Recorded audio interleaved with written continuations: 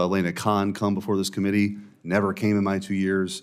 I asked for Pete Buttigieg to appear, the Secretary of Transportation. Never appeared in my 2 years, but I know the chairman is committed to having the FCC and the FTC here. Senator Blackburn.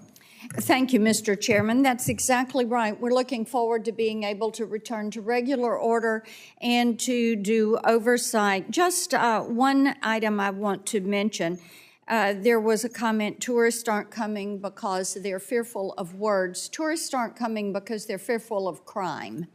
And there are so many stories that bear this out. When you look at New York City, when you look at Chicago, when you look at the effect that violent crime is having in some of these cities, I'm very grateful that President Trump has made it a priority to address this. We are seeing fantastic results in Memphis from the increased presence that is there from the Memphis Safe Task Force, which is 13 federal agencies, the Tennessee Bureau of Investigation, the Tennessee Highway Patrol, the National Guard will be going in there this week to assist the Memphis PD.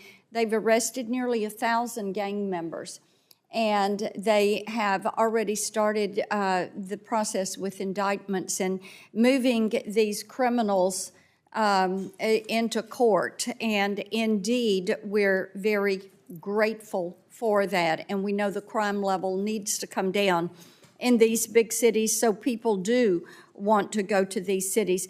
Mr. Davis, always good to see you. Grateful that you are here and for the good work that you all do, and pleased that Ms. Hemingway is here today also. I want to talk with you a little bit because I know the Federalist and your team at the Federalist was constantly on the receiving end of some of these attacks and actions from the Biden administration. And I'd like to hear you talk about why you all were on the receiving end, why you felt like you were on that, and why you were accused of misinformation, and why their goal was to always shut you up. And we know that the left made great sport out of shutting up conservatives and attacking conservatives, and as we learned this week, surveilling conservatives. And of course, 7 of my Senate colleagues and I found out that the FBI was surveilling us and pulling our phone records. And I think it would be helpful if our colleagues across the dais wanted to join us in calling the FBI out, the Biden-led FBI out about those actions. But lay out for me what you all experienced and why you felt like it was such a repeated attack on you and the Federalist. Well, thank you, Senator. It's an honor to be here in front of you and wonderful to see you as always. You pose a great question. Why were we targeted? I'm reminded of the quote. I think it was the baseball player Reggie Jackson. They don't boo nobodies.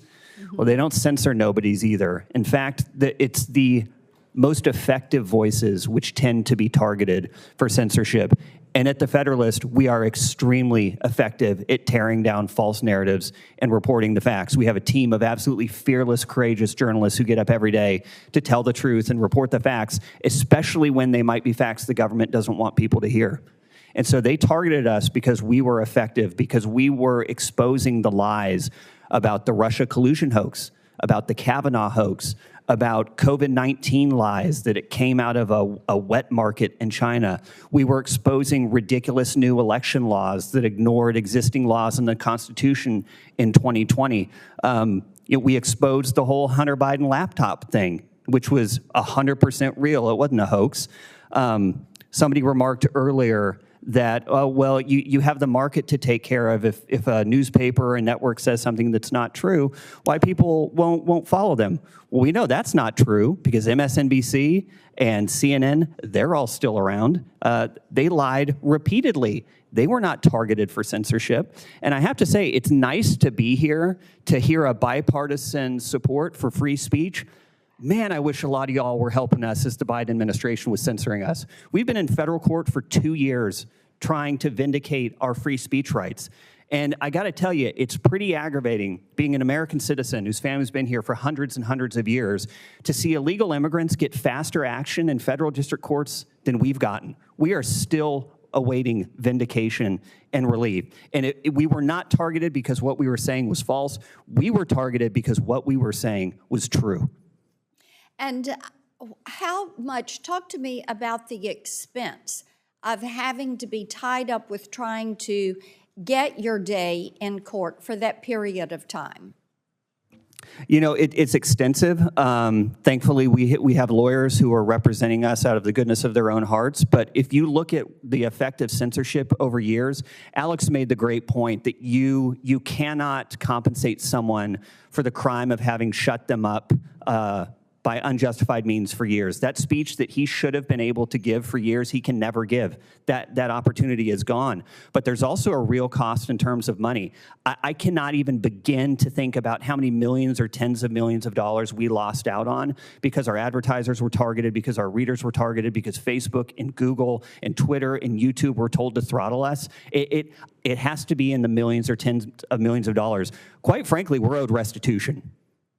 Thank you. Thank you. Mr. Chairman. Well, I'm sure you'll support my legislation, which would give a private right of action to a citizen to sue an individual government bureaucrat for suppression of speech. I think that turns the tables on the incentive structure that currently